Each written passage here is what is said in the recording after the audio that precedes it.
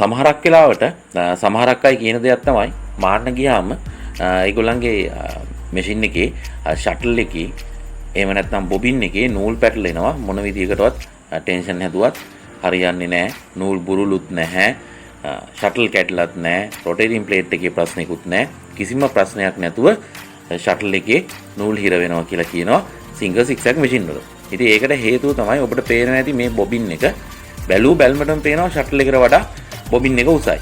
ඉතින් මේක හෙවෙන හේතු දෙකක් තියෙනවා. එකක් බොබින් එක මේ වගේ උස වෙනවා කඩේට ගිහිල්ලා ඉවර වෙලා සිංගල් සික්සැක් එක 974 එකක්ද 1288 එකක්ද කියලා කියන්නේ නැතුව සිංගල් සික්සැක් එකට බොබින් එකක් දෙන්න කියලා ඉල්ලනවා. එතකොට ඇත්තටම කඩේ වැඩ කරන කෙනාට වැටහීමක් නැහැ බොහෝ දුරට මොකක්ද මන් දෙන්න ඕනි කියලා. ඒ වගේ වෙලාවට ඒගොල්ලෝ දෙනවා සිංගල් පෝටබල් මැෂින්. ඒවත් සික්සැක් නේ. එතකොට ඒවට නෝමල් අර නෝමල් මැෂින් එකට එන යකඩ බොබින් එක දාන ෂටල් එක තියෙන්නේ. ඒ ෂටල් එකට දාන බොබින් එක දැන් යකඩ බොබින් එක සයිස් මවුස තව ප්ලාස්ටික් බොබින් එකක් තියෙනවා. ඒක සික්සැක් බොබින් එක වගේමයි. එතකොට අපි හරියට මැෂින් එක මොකක්ද කියලා කිව්වේ නැත්නම් ඊට පස්සේ කඩේ එක්කිනා නොදෙනවතු අපිට දෙනවා නම් අපි පරීක්ෂා කරලා බලලා ගන්න ඕනේ බොබින් එක උසයිද මිටිද කියලා. ඉතින් අර සිංගල් 974 1288 වගේ මේ රොටේටින් හුක් එක මේ ඇපල් හුක් එකේ කියන්නේ මේ කෙලින් අතර නෙමෙයි මෙහෙම සික්සැක් මැෂින් එකේ 974 එකේ තියෙන විදිහට මෙහෙම ෆ්ලැට් විදිහට තියෙන උඩින් බොබින් එක දාන්න තියෙන මැෂින් වලට දාන බොබින් එක මිටි. ඒ වගේම තමයි අපි පැත්තෙන් ඉස්සරහා පැත්තෙන් දාන්න තියෙන අනික් සික්සැක් සිංගල් සික්සැක් සහ අනික් සික්සැක් වලට දාන ප්ලාස්ටික් බොබින් එක උසයි.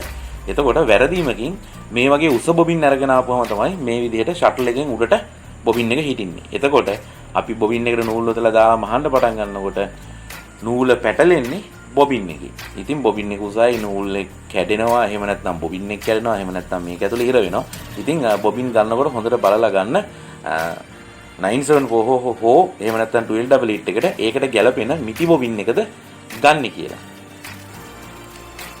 මේ තියෙන්නේ හොඳ සිංගර් බොබින් එක. බලන්න දැන් මම කලින් පෙන්නපු එකේ බොබින් එක ෂටල් එකකින් උඩට ඇවිල්ලා තියෙනවා. නමුත් මේ බොබින් එක එහෙම නැහැ.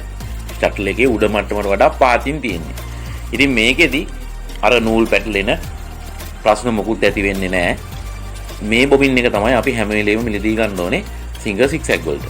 එතකොට අපිට වරදින්න නැතුව මේ බොබින් එක සල්ලි දීලා ගන්න පුළුවන් ක්‍රමය තමයි ඔයා කඩේට ගිහිල්ලා බොබින් ගන්නකොට ඒ බොබින් එක ඒගොල්ලන්ට කියන්න මට ඕනේ සිංගල් සික්සැක් බොබින් කියලා.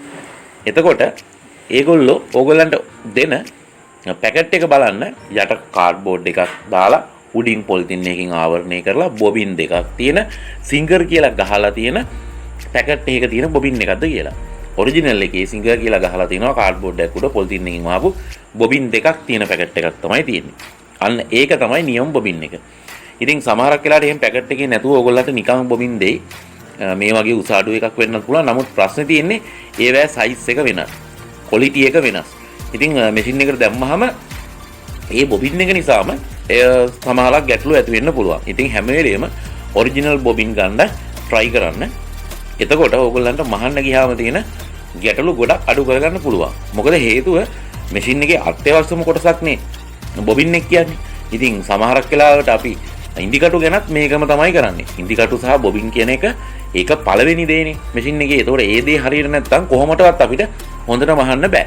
ඉතින් ඒක ගැන සැලකිලිමත් වෙන්න පැකට් එකේ තියෙන ඔරිජිනල් සිංගර් බොබින්ම හැම වෙලේම මිලදී ගන්න උත්සාහ කරන්න.